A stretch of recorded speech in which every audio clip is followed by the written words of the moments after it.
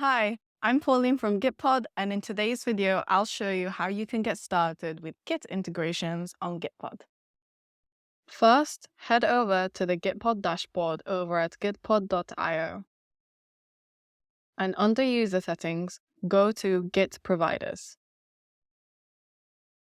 Here is where you manage all Git integrations for GitHub, GitLab, and Bitbucket, including configuration for self-managed instances.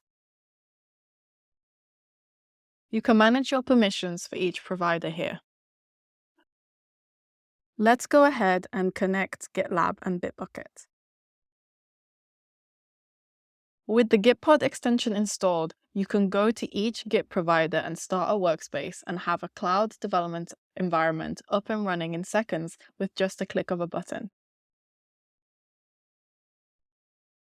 Thanks so much for watching. If you have any more questions, head over to our community Discord server over at gitpod.io/chat. We'll see you there.